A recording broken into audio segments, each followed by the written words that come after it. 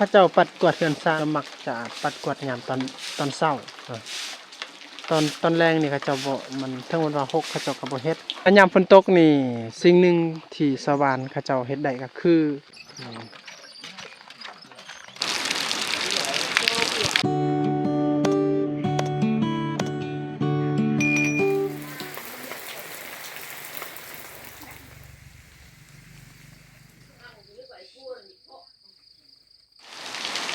กับทักทายสบายดีสวัสดีพ่อแม่พี่น้องFCเบิร์ดสุขทุกคนยินดีต้อนรับพี่น้องที่เข้ามาติดตามรับชมเป็นกำลังใจนะตอนนี้บรรยากาศยามฝนตกทุกคนเลยเดี๋ยวนี้กับชาวบ้านทุกคนทุกครอบครัวนะจะมีความหวังที่จะได้มีพลปลูกเกิดขึ้นมานะบรรยากาศฝนตกทุกคนเลยคิดว่าเขาจะบอัปเดตภาพอยู่นี่นะทุกคนแต่ว่าเห็นว่าบรรยากาศฝนตกและเหมาะในการอัปเดตภาพก็เลยเขาก็อยากถ่ายตอนบรรยากาศฝนตกใครแก่พ่อแม่พี่น้องและ FC ที่กำลังติดตามและรับชมได้เบิ่งได้ชมนะแต่ว่าก่อนที่รับชมคลิปวิดีโอนี้ก็ฝากให้พี่น้องก็อย่าลืมกดไลค์และกดแชร์และก็ติดตามเป็นกำลังใจเด้อ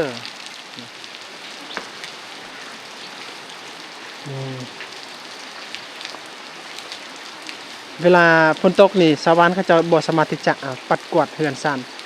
บ้านซองได้ทุกคนโดยเฉพาะเดินบ้านนี่นะเขาจะปัดกวาดแต่อยู่ทางไหนนี่ฝนตกนี่มันทางนอกมันจะเปียกหมดนะให้ไทยเฮาปัดกวาดมันบ่ได้แต่ว่าเป็นครอบครัวที่ดูมันขยันเพียรนะสะอาดสะอ้างดีนะเขาจะรักษาเลยเวลาข้าเจ้าปัดกวาดเฮือนซ่านโดยเฉพาะข้าเจ้าส่วนใหญ่ข้าเจ้ามักจะปัดกวาดยามตอนเช้าตอนแรงนี่ข้าเจ้าบ่มันทั้งวันว่า6ข้าเจ้าก็บ่เฮ็ดก็มันข้าเจ้าว่ามันคลำนะคลำแบบว่าผิดเจ้าถิ่นเจ้าทานนี่แหละทุกคนแล้วถ้าเราปัดกวาดก็อาจจะเกิดปัญหาอย่างต่างๆข้าเจ้าก็ต้องเฮ็ดแต่ตอนเช้าเท่านั้น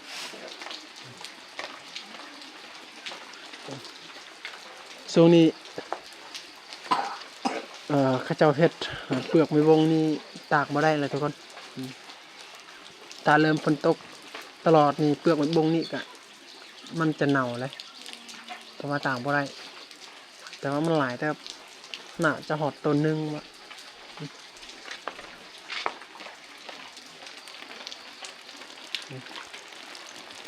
โอ้บ่าเลยบ่าฝนตกเนี่ยทำอะไรอยู่เราตะเอาบ่ตะแม่บ้าใช่ตันไปบนอย่างบงใหม่นะตันมวยใช่หนักไงตะdia an kali แต่โดนฝันหนามแผ่นดอก แต่ไงแต่มาเหรอนี่นุ่มฝันแผ่นดอกเลยดุตะเอ๊ะไงแต่ตะเลยบนตะบ่น phải bữaแต่ตาหันอีกีดับอัดบักดอกอีกีตะเลยมั่งอันอีกีจิตเลยส่งกันcái kia เพราะว่าเขาเจ้าเฮ็ดเปลือกไม่บ่งแต่ว่าเดี๋ยวนี้ตากบ่ได้เลยบัดนี้เนาะแสดงว่าต้องท่าโอกาสหรือว่าท่ายามแดดแหละจึงตากได้แต่ว่ายามนี้ตากบ่ได้มีบอกเขาซื้อแบบว่าเขาซื้อดิบแบบนี้เลยมีบ่ cái về này nó có lấy tách ale còn bắt mình cho เล่มโหแสดงว่าดิบแบบว่าดิบกับเขาเจ้าซื้อนะทุกคนนะเพราะว่าเขาเจ้าซื้อดิบนี่แบบว่าโตที่ยังบ่ทันแห้งนี่ครับตอนไม่ใหม่เลยนี่6,500มันดงนะน่าจะประมาณถ้าเป็นเงินกีบก็ประมาณ5,000ประมาณนี้แหละทุกคนนะถ้าเป็นเงินบาทก็ประมาณ10 บาทก็ประมาณนี้แหละ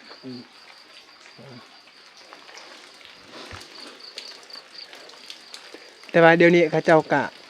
อยากตากให้มันแห้งก่อนเพ ราะว่าตากให้มันแห้งก็ราคาค่อนข้างดีนะคันแปลงก็บ่กันว่ามั่งเลย 13,000 13,000เอ่อถ้าแห้งก็เจ้าซื้อก็13,000เงินดองเงินกีบก็ประมาณ12,000นี่แหละทุกคนเพราะว่าเงินกีบ 12,000 เงินกีบก็มันบ่ลุดลื่นเท่าไหร่หั้นนะเพราะว่าช่วงนี้ก็เงินกีบก็อ่อนค่าได้ยังกิน ở vai tạ đồ ở vai อืมเอ่อเฮ็ดแต่ข้าวบ่มีอาหารเนาะ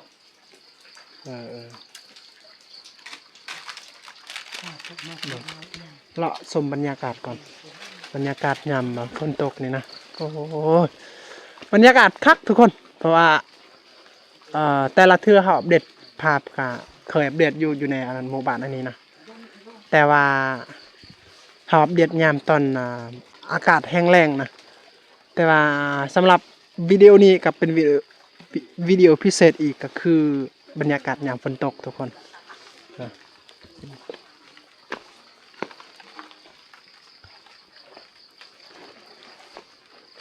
โอ้โหมาแต่ตักน้ำเลยไปนี่เนาะโอ้อยู่ใส่ล้อนี่เลยไปเอาน้ำแต่พุ่นเลยไปนี่เพราะว่าเดี๋ยวนี้น้ำก็แห้งแล้งก็มีแต่จุดเดียวโอ้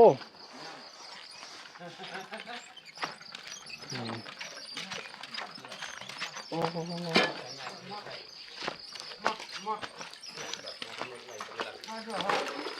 น่า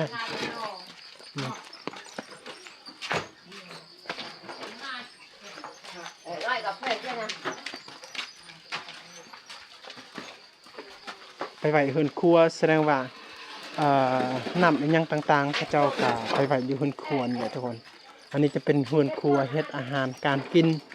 ก็แม่นอยู่จุดนี้นะและผู้ที่รับผิดชอบตักน้ำเขาจะแม่นหน้าที่ของ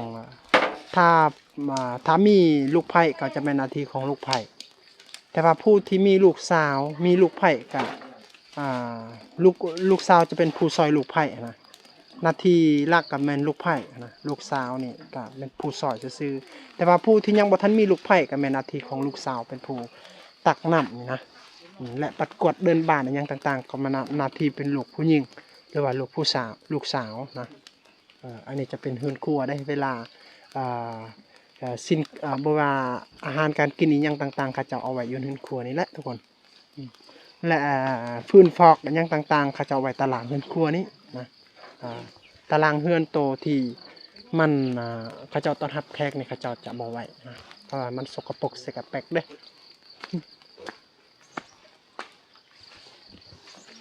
อยู่พุ่นก็จะเป็น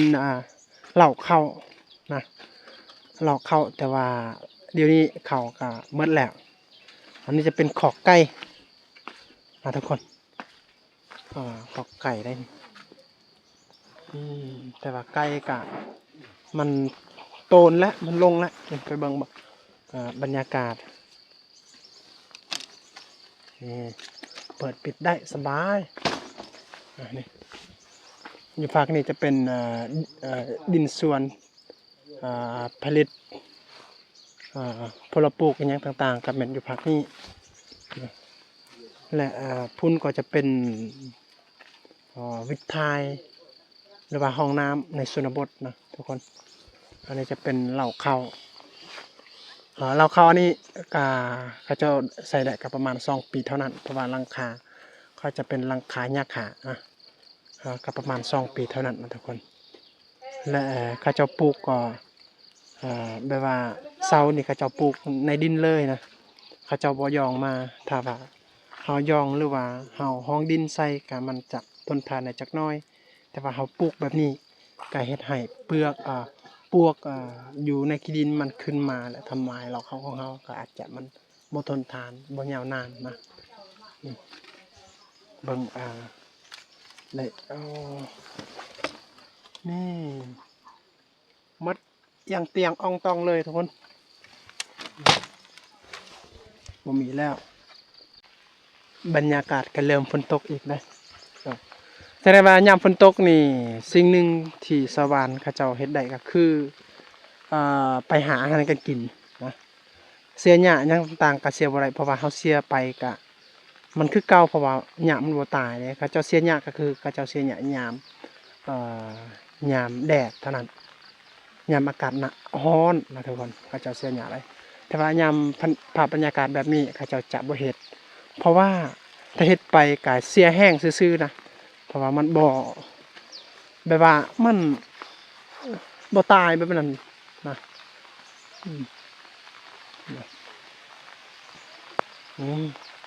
เริ่มแล้วทุกคนเริ่มฝนตกแล้วทุกคนอยู่นี้เขาอยู่ที่สวนของเขาเจ้านะแต่ว่าเป็นสวนไก่บานไก่เฮือนนะทุกคนนะฝนตกเลยทุกคนวันนี้เอาอัปเดตบรรยากาศยามฝนตกแหละให้พ่อแม่พี่น้องได้เบิ่งได้ชมนะมันน่าจะเป็นคันใดนะคันใดในชนบทก็ประมาณนี้แหละทุกคนเวลาขึ้นไปนี่เด็กน้อยก็ขึ้นบ่ได้และผู้ใหญ่ก็ต้องขึ้นต้องระมัดระวังเลยทุกคนโอเคนี่จะเป็นเฮือนครัวนำและนอนนำเลยนะฝากอยู่นี่เลยทุกคนนะผมมีแพะออมแพะแอมอยู่ภาคนี้จะเป็นพระเจ้าเอาไว้น้ำกินอันนี้จะเป็นน้ำตุกน้ำหวานบ่ว่าจะเป็นน้ำตุกมิรินดาหรือว่าโคกอย่างต่างๆตัวที่เขาเจ้ากินแล้วก็ยังเอาไว้แบบนี้นะทุกคนก็ยังมีคุณค่าและบางเทื่อนี่บ่แม่นว่าเขาเจ้าซื้อเองแต่ว่าเวลาชาวบ้านเขาเจ้าซื้อและเขาเจ้าเห็นเขาเจ้าก็ขอเอานะกับประหยัดทุนคือกันนะทุกคนประหยัดงบประมาณเพราะว่าถ้าเราซื้อน้ำตุกใหญ่นี่หรือว่าตุกใหญ่ๆหันเราก็ต้องเสียเงินแต่ว่าอันนี้เราก็จะบ่เสียเงินนะโอเคจุดนี้มันเอาไว้แนวรับปลูกอย่างต่างๆนะเขาจะเอาไว้อยู่นี่ให้มันแห้งเขาจะตากนะอยู่ภาคนี้จะเป็นจุดที่เขาจะเอาไว้อาหารทุกคน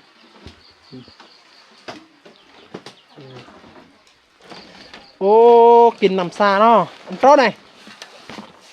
ปลาเด้อโอ้ทุกคน Ram có dồn rồi. เพิ่นผลิตจากเป่าลมไม่บ้อมตะไม่บ้อมตะ Tận rồi nhá. Bi có chặn rồi. อ๋อ Bi. ดีนะไปตา Tận rồi nhá. Bi có chặn rồi. Bi. อ๋อเห็นบ่ Vật có lọc bi chặn. เพิ่นเฮ็ดเองนะเพิ่นผลิตเองโตที่เพิ่นผลิตนี่ทนทานดีเลยทุกคนเพราะว่าเพิ่นเฮ็ดเองเด้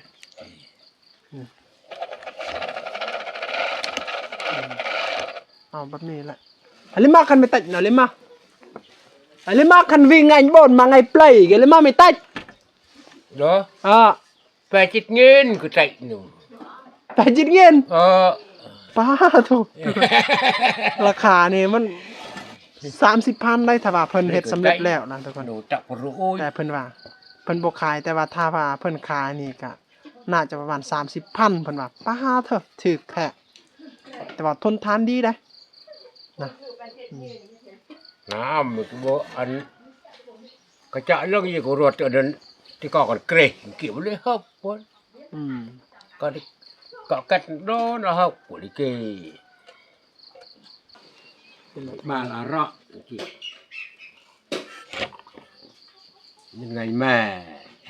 Ngày mẹ hay tạ tơi ở đằng qua lưới. อันนี้จะเป็น Hồi tơi โตที่มันเพแล้วนะใช้งานบ่ได้แล้วนะ cứ chui tạ แต่ lưới ว่า lột บางคนนี่เขาจะทิมไว้ ขายเป็นเหล็กเศษซื้อๆนะแต่ว่าพอเพิ่นนี่เพิ่นยังเอาไว้ผลิตอีกของเก่านี่ครับเพิ่นหมางแหละกับเพิ่นเฮ็ดแบบนี้นะเดี๋ยวนี้เฮาบ่สามารถที่จะออกไปบ่อนอื่น แต่เฮาจะอัปเดตบรรยากาศในหมู่บ้านในครอบครัวนี่ทุกคนยามบรรยากาศฝนตกให้พ่อแม่พี่น้องได้เบิ่งได้ชมนะถ้าว่าเฮาก็บ่ได้ออกไปบ่อนอื่นก็ตามแต่เฮาหวังว่าเฮาก็ได้แบ่งปันความสุขและบรรยากาศยามฝนตกให้แก่พ่อแม่พี่น้องและ FC ที่กำลังติดตามและรับชมเดี๋ยวนี้นะทุกคน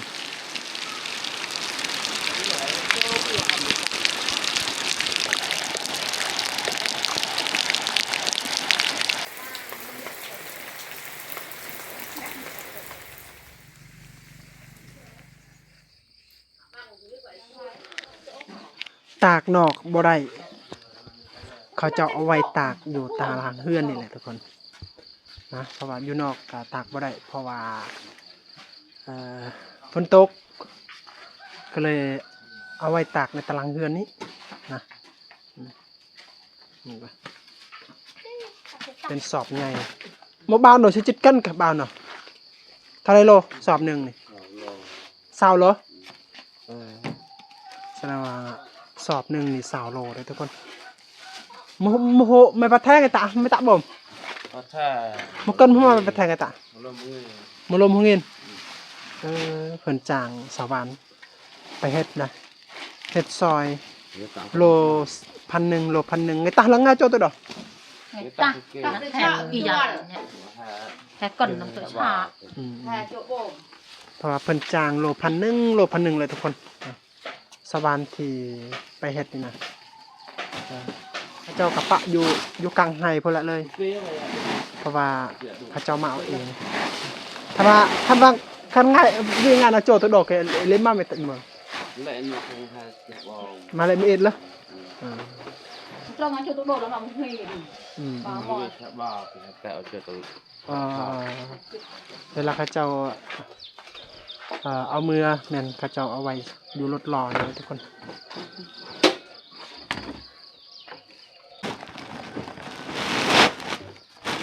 cột việt thang luôn bạn nhảy bạn bị chọi đi muốn nặng phà bi ạ giờ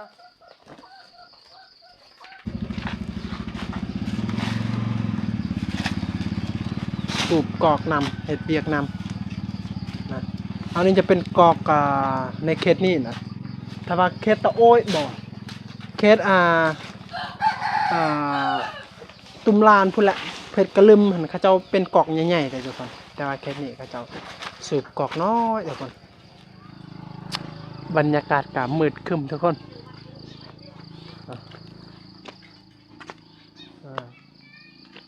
บางนาทีบางชั่วโมงนี่กะฝนลงมานะแต่ว่าบางนาทีบางชั่วโมงกะแดดแบบนี้เลยทุกคนเพราะว่าปกติเนี่ยช่วงนี้แม่นชาวบ้านเขาเจ้าเฮ็ดให้เฮ็ดสวนเสียหญ้านะปกติได้แต่ว่าเนื่องจากว่า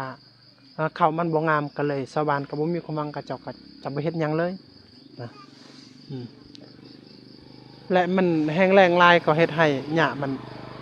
ออกสะแบบนั้นนะเอาทุกคน กาสำหรับ EP นี้กาจะเป็น EP บรรยากาศยามตอนฝนตกเลยทุกคนกาเฮาอัปเดตบรรยากาศที่ครอบครัวของอ้ายเพิ่นนะเฮากาอยากไปเลาะก่อนแต่ว่าเนื่องจากว่าชั่วโมงนาทีกะมันหลายแล้วเฮาก็ได้อัปเดตอยู่ในบรรยากาศรอบหมู่บ้านรอบเฮือนของเพิ่นนี่แหละทุกคนกะประมาณนี้แหละทุกคนก็ทั้งแม่นว่าเฮาอัปเดตรอบเฮือนของเพิ่นเท่านั้นนะบรรยากาศรอบเฮือนของเพิ่นเท่านั้นแต่เฮาก็บางว่าเฮาก็ได้แบ่งปันบรรยากาศที่สวยงามและความสุขให้แก่พี่น้องที่ได้เบิ่งและได้ชมนะก็สำหรับ EP นี้ก็เอาสำนี้เลยทุกคนขอให้พี่น้องที่กำลังรับชมคลิปวิดีโอนี้ก็อย่าลืมกดไลค์กดแชร์และกดติดตามนะอันนี้ก็คือวิถีชีวิตของครอบครัวหลังนี้นะทุกคนได้ยามบรรยากาศฝนตกนะทุกคนเพราะว่าช่วงนี้ข้าเจ้ากะเฮ็ดเปลือกไม้บงเพราะว่าบ่มีขาดแคลนอาหารการกินนะแต่ว่าบังเอิญฝนตกลงมาก็เลยชาวบ้านข้าเจ้ากะตากบ่ได้กะตากเอาไว้ตามตารางเรือนนะกะประมาณนี้เลยทุกคนโอเคทุกคนสำหรับคลิปนี้ก็ลาพี่น้องไปก่อนอย่าลืมกดไลค์และกดแชร์กดติดตามเป็นกำลังใจในเด้อลาก่อนทุกคนบายบาย